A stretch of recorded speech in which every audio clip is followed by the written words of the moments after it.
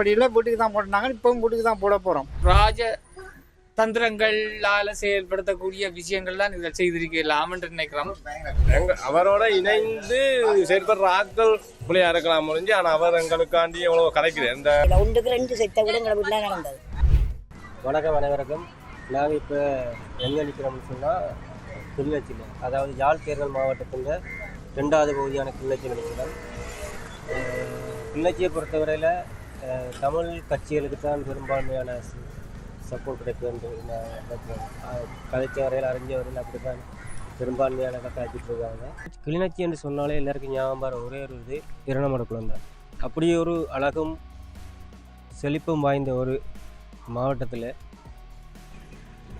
இப்போ எல்லாருக்கும் கிளிநொச்சி என்று சொன்னோட ஞாபகம் வர எல்லாமே போதைப் பொருட்களும் போதை வஸ்துகளும். அதுக்கான ஒரு மாற்றம், அதாவது அதை ஒழித்து இளைஞர்களுக்கான புதிய ஒரு உலகம், கல்வி, மற்றது வேலைவாய்ப்பு எல்லாமே எங்கள் இடத்துலையும் எந்த ஒரு பாகுபாடும் இல்லாமல் எல்லாருக்கும் கிடைக்கணும். கிளிநொச்சி மக்களை பொறுத்த வரைக்கும் நிறைய யுத்தத்தையும் நிறைய வடுக்களையும் சுமந்து கொண்டு பயணிக்கிற ஒரு வாழ்க்கை தான் அவங்க வாழ்ந்துட்டுருக்காங்க இது வரைக்கும். அதை விட அந்த யுத்தத்தால் பாதிக்கப்பட்டதை விட இதுவரை காலமாக நல்லது பண்ணுறோம்னு சொல்லி நிறைய பேர் அதாவது யுத்தத்தால் பாதிக்கப்பட்ட மக்கள் என்று சொல்லியே அந்த ஒரு வார்த்தையை வச்சுக்கொண்டே அரசியல் செஞ்சிட்ருக்காங்க நிறைய பேர். இவ்வளவு யுத்த வடுக்களுக்கும் பிறகும் தங்களால் முயன்று தங்களுக்கான தேவைகளை தாங்களே பூர்த்தி செய்து கொண்டிருக்க வாழ்ந்த மக்கள் யார் போனாலுமே அரசாங்கம் வடபகுதிக்கு செய்யணும்னு நினச்சி கொடுத்தா தான் இவங்க செய்யலாம் முடிஞ்சு, யார் போகணுமே செய்யக்கூடிய மாதிரி இருக்காது. அதே நேரத்தில் தமிழருக்காண்டி தமிழன் போய் கதைக்கணும். அதாவது எங்கள்ட வீடு இவ்வளோ காலம் நாங்கள் வீட்டுக்கு தான் வாக்கு போட்டோம். நாங்கள் கொள்கை அடிப்படையில் வீட்டுக்கு தான் போட்டோம். இப்போவும் வீட்டுக்கு தான் போட போகிறோம். சரியா, இனியும் வீட்டுக்கு தான் போடுவோம். கதைக்கிறதுலேயே இங்கே நிறைய ஒரு தானாக ஆக்கப்பட்டதுக்கோ இல்லாட்டி இப்போ நிறைய பேர் இந்த கோயிலை புத்தர் சிலையாக மாற்றுறது, அது நிறைய பிரச்சனைகள் ஆர்ப்பாட்டம் நடந்துட்டு இருக்காங்க. வணக்கம் அண்ணா. வணக்கம். இப்போதைய சூழ்நிலை அரசியலை பற்றி நீங்கள் என்ன நினைக்கிறீங்க? இப்போதைய சூழ்நிலையை பொறுத்தளவில் அரசியல் கொஞ்சம் சிதறுபடியாக தான் போய்கிட்டு இருக்கு. இருந்த கட்சியும் இப்போ தனித்தனியாக பிரிஞ்சு போயிருக்கா, எல்லாம் பிரிஞ்சு அப்படின்னு சொல்லி இது எல்லாம் ஒரு விதமான ஒரு ராஜ தந்திரங்களால செயல்படுத்தக்கூடிய விஷயங்கள்லாம் நீங்கள் செய்திருக்கலாம் என்று நினைக்கிறோம். அடுத்தது என்னன்னு சொன்னால், எங்களுக்கு தேசியம் சார்ந்த கட்சி தான் தேவை.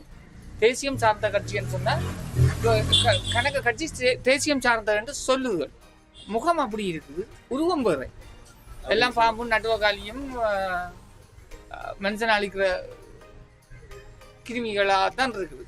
ஆகவே நாங்கள் இப்போ ஒன்றை சொன்னால் என்னென்னா, நாங்கள் வீடு அதில் சிறுதரன் என்பி இருக்கிறதாங்க, சிறுதரன் சார் அவருக்கு 7க்கு நாங்கள் உள்ளடி போடலாம்.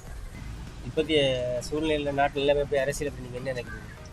அரசியலை பற்றி என்ன நினைக்கிறேன், கஷ்டப்பட்ட குடும்பங்களுக்கு எந்த விதமான உதவியும் செய்கிறது கிடையாது. இதுவரை காலமும் எந்த உதவியும் இல்லை. இனி நடக்குமா? இனி இப்போ ஜனாதிபதி எங்களுக்கு எதுவும் செஞ்சாருன்னா சரி, இவ்வளோ காலமாக இருந்த ஜனாதிபதியால் நாங்கள் எந்த பிரயோஜனம், ஜனாதிபதியால் எங்களுக்கு எந்த ஒரு பிரச்சனையும் இல்லை.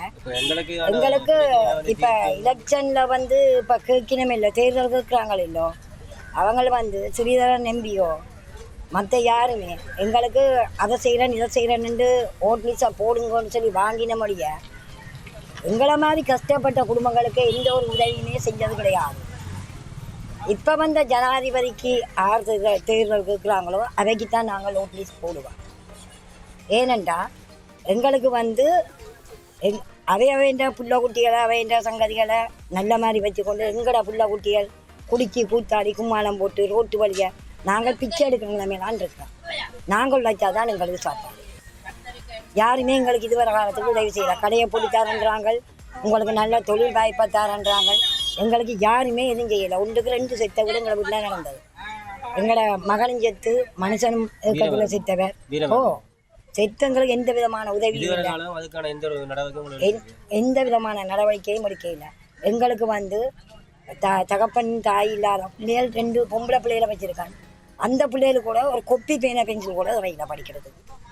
நான் இதில் அந்த மாங்காயை விற்று, கச்சானை விற்று, சோளனை விற்று, இதால் தான் அந்த பிள்ளைகளை படிக்க வைக்கிறதும் அந்த பிள்ளைகளுக்கு சாப்பாடு. இதுவரை காலத்துக்கு 8ஆம் ஆண்டு ஒரு பிள்ளை படிக்குது அக்கறையாண்ட, ஒரு பிள்ளை தையல் கிளாஸுக்கு போகும்போது 18 வயது.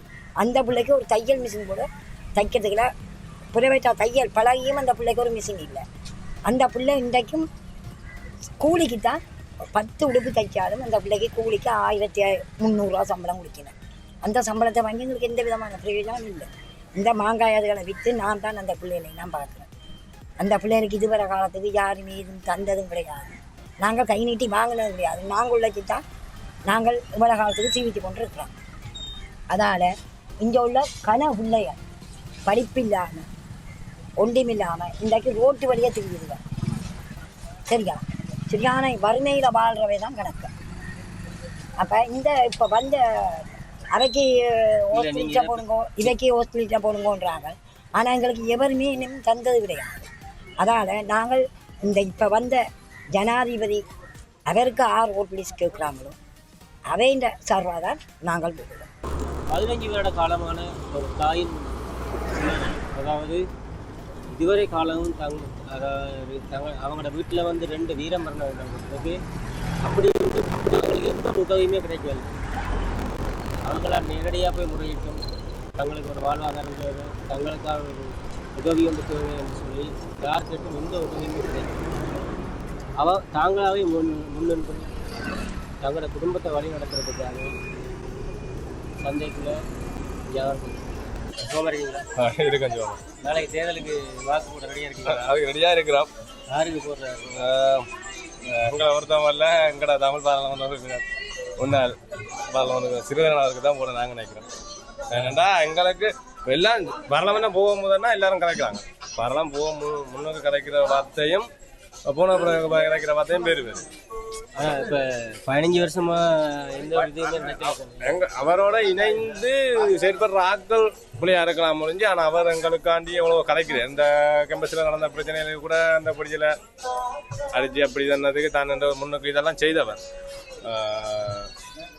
எல்லாரும் இப்படி எங்களுக்கு ஒழுங்கான உறுதி செய்யாட்டியும் சில விஷயங்களை வந்து இவர் கலைக்கிறார். எல்லாம் எவ்வளவோ பிரச்சனை நடக்கும்போது பேசாமல் இருக்கிற பாராளுமன்ற உறுப்பினரோட இவர் கொஞ்சம் போய் நின்று அதில் கலைக்கிறார். இல்லை, என்ன இருந்தாலும் பாராளுமன்றத்தை வேறு மொழியில் தானே அங்கே வந்து கலைக்கிறாங்க. இவர் வந்து தமிழில் கலைக்கிற வந்து அங்கே யாருமே பொருட்படுத்தாமல் இருக்கிறத பற்றி நீங்கள் என்ன நினைக்கிறீங்க? இவர் என்ன, நான் தமிழ் பாராளுமன்ற உறுப்பினர்ன்றதை அவர் நிரூபிக்கணுன்றதுக்காண்டி தமிழ் மொழியில தான் தான் கலைப்பனன்றதை வெளிப்படுத்துறேன். அவ்வளோதான். ஆனால் இப்போ அந்த இடத்துல போயிட்டு அவங்களுக்கு நாங்கள் எங்களோட விஷயங்களை சொல்லும்போது அவங்களோட மொழியில் சொன்னது நான் அவங்களுக்கு தெளிவாக புரியும் இல்லையா? அவங்களுக்கு புரியும். நாங்கள் இவர் தமிழில் கதைத்தாலும் சரி, இங்கிலீஷில் கதைச்சாலும் சரி, சிங்களத்தில் கதைச்சாலும் சரி, எப்பயுமே அவங்களை ஏற்றுக்கொள்ள போகிறதில்ல. எதையுமே சிங்கள தரப்பு தான். எல்லா பக்கமுமே அங்கால சிங்கள தரப்புகளில் சிங்கள ஆட்சி முறை ஒழுங்காக இருக்குமா சொன்னால் தமிழில் கதைச்சானே இப்போ டிரான்ஸ்லேட் பண்ணலாம். தமிழில் கதைச்சானே, இங்கிலீஷில் கதைச்சானே, சிங்களத்தில் கதைச்சானே செவிமடுக்கிறவன் தான் எடுப்பான்.